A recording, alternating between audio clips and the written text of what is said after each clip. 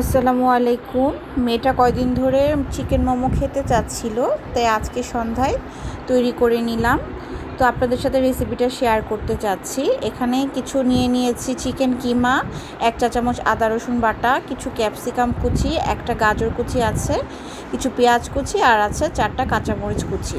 আর এখানে আছে 1 চা চামচ কালো গোলমরিচের গুঁড়া আর 1 চা চামচ লবণ।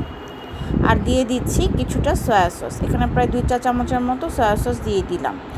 আর তেলটা আমি গরম করে নিয়েছিলাম, সয়াবিন তেলটা চুলায় গরম করে গরম তেলটা দিয়ে দিচ্ছি। প্রায় 2 টেবিল চামচের মতো তেল আছে।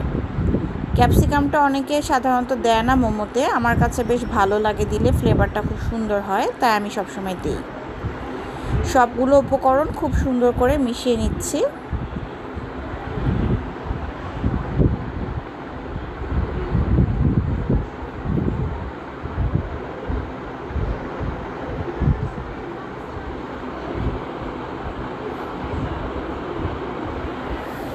এখানে নিয়েছি প্রায় 2 কাপের মতো ময়দা, স্বাদ মতো কিছুটা লবণ নিয়ে নিলাম,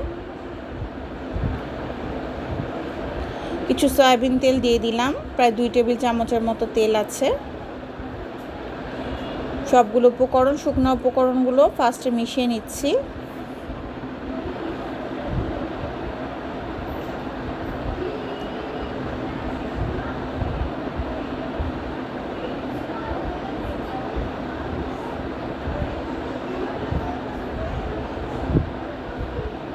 পানিটা একবারে না দিয়ে 2 বারে দিয়েছি। পানিটা একটু বুঝে শুনে দিতে হবে, হাতে সহনীয় গরম পানি দিতে হবে। আর একবারে বেশি পানি দিতে যাবেন না, তাহলে আপনাদের ডোটা ভালো হবে না। পানিটা একটু বুঝে শুনেই দিতে হবে।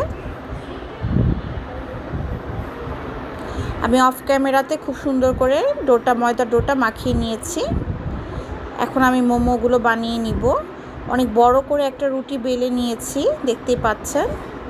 এখন আমি একটা জারের ঢাকনা নিয়েছি, সেটা দিয়ে ছোট ছোট রুটি তৈরি করে নিব।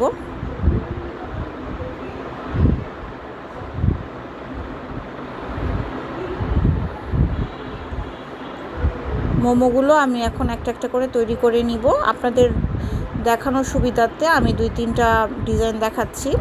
তবে আমি খুব একটা ভালো ডিজাইন পারি না মোমো, সত্যি বলতে। বাচ্চারা খেতে চায় দেখেই বানাই, আমার ডিজাইন ভালো হয় না। আমি যত নর্মালভাবে পারি বানাতে চেষ্টা করি। রুটির মধ্যে আমি মোমোর চিকেনের পুরটা দিয়ে নিলাম, পিঠার মতো করে দিয়ে জাস্ট একটু ঘুরিয়ে নিচ্ছি। আর এটা সবচেয়ে ইজি লাগে আমার কাছে, আমি সবগুলো এভাবে তৈরি করে নিব।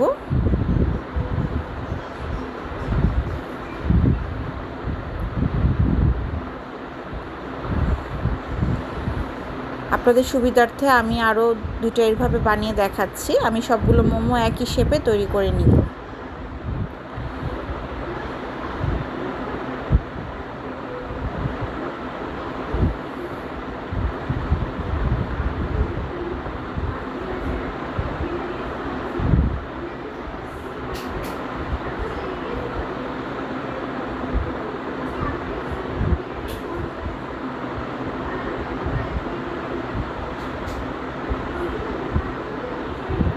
এখানে সব মিলিয়ে প্রায় 16 পিসের মতো মোমো আমি তৈরি করে নিয়েছি।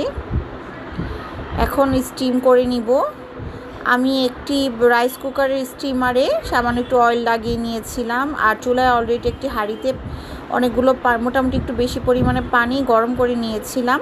ফুটন্ত গরম পানির উপরে আমি এই রাইস কুকারের স্টিমারটা দিয়ে আমি কমপক্ষে 10 মিনিট স্টিম করে নিয়েছি।